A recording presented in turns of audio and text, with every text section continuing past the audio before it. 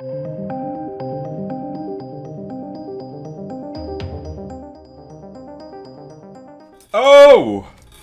Godzilla vs. Kong could be going to streaming. We could see it a lot sooner. This is something that I do actually now believe. With the fact that we're getting Wonder Woman 1984 on streaming. We've had Mulan on streaming. Yeah, I can actually genuinely believe this. This is an exclusive to The Hollywood Reporter. I'll leave it linked down below. Let's explore it. Let's dive into it. This is mental. So we're going to dive into this. Before we do, ladies and gents, around this time of year, I always release, or I did last year anyway, for a very limited time, the Xenomorph Christmas sweater. I'll leave the Teespring link down below. Go and check it out. Very limited run. They are only done for a couple of weeks, so go and check it out. Go grab yours if you want. Festive horror. That's basically what this year has been anyway, isn't it, to be honest? So check it out. Link is down below, as well as the GoFundMe to my latest film, the Lovecraftian psychological horror film. That's linked down below. Still support it, guys. Would mean the world to me if you can. We're almost at the target, actually. Close-ish. So check it out. But anyway, let's dive into it. So Netflix, basically Netflix has made a bid already for more than 200 million, which would be... It's not going to be a good offer for Legendary, and we'll get on into that into a second. But apparently WarnerMedia has blocked the offer, which a lot of people will hear that and go, whoa! They're more than entitled to, because actually they were handling distribution of this title. So they had partnered with Legendary to make it. So Legendary made it. It was fully a Legendary property, and WarnerMedia was going to distribute it. So they were both taking, a certain financial risk. Warner Brothers jumping on and trying to secure it for HBO Max. Yeah, it makes perfect sense. So let's dive into the report, and then we'll touch on the pros and the cons. Look, if it goes to streaming, yeah, I guess. I don't know exactly what to think of it. There's a lot of people, whenever there's a delay, there's a lot of people that are like, whoa, fuck Legendary then, I'm not going to watch it. They owe us. They don't owe you anything. There's multiple movies that constantly get delayed, and I'm really struck by how the Godzilla and Kong fan base almost act like petulant children. I know you guys are not going to like me for saying it, but a lot of people really do. If you're of the opinion that a delay, and you're not going to watch it just because out of principle, it's a very weird attitude to take. Very, very weird. And you're also one of the only fan bases that acts like that. So at that point, you should probably question why. Again, you genuinely act a bit like petulant children. Only a small section of you. I know, there could be a lot of people that are really not happy with that. But that speaks volumes as to the reason why you're not happy with it. Because you know that you're acting like a petulant child. Anyway, now I've just offended half the audience and they're going to click off the video. But basically, Godzilla vs. Kong, the forthcoming monster movie from Legendary Pictures, looks likely to be the latest big franchise movie to head to a streamer. And this is just another nail in the coffin for theatres. And that sucks. For me, that sucks. I really like movie theatres and I like going. Knowledgeable sources tell The Hollywood Reporter that Netflix has made an offer of more than 200 million for the film, while WarnerMedia has blocked the deal while prepping an offer of its own for its streamer, HBO Max. Legendary declined to comment, while a Warner Brothers spokesperson said, "We plan to release Godzilla vs. Kong theatrically next year as scheduled." But that doesn't mean they can't do what they've done already with Wonder Woman 1984 and say, well, we're still releasing it, but it's going to HBO Max as well. And that's what they're looking to do here. Remember, the comment from Warner Brothers is very specific. We still plan to release it. Okay. But that's what you said about Wonder Woman, and you're still doing that whilst also releasing it on HBO Max. Now, let's analyse the financials of this, right? $200 million is not going to cover the production budget of Godzilla vs. Kong. It's not. Okay, it's just not at all. But there's a few deals in place that we don't know what the offer was, right? So Legendary would have spent upwards of 200, 300 million on this, okay?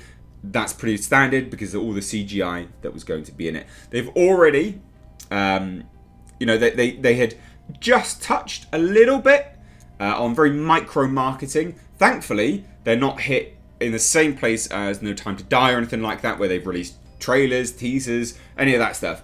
All that Godzilla vs. Kong did was change some banners, which was apparently big news, and everyone spoke about it like it, was life-changing events. Fuck.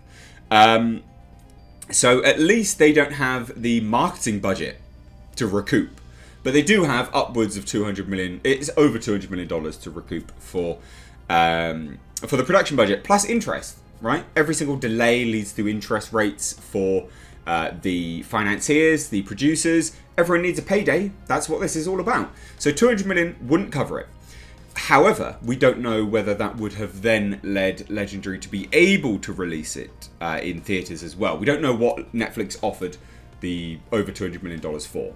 If they had just offered, hey, it's $200 million, just give it to us, Legendary would never have gone for that. Now, the beauty of what Warner Brothers has said is it seemingly confirms the same deal that they're looking to do with Wonder Woman 1984.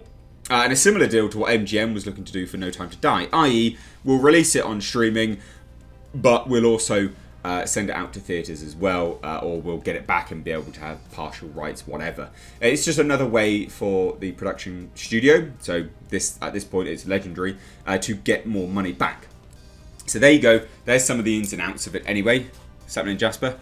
So there you go. There's some of the ins and outs of it. Is this good news or bad news? Well, I mean, Jasper seems to think so. He's actually pretty animated today.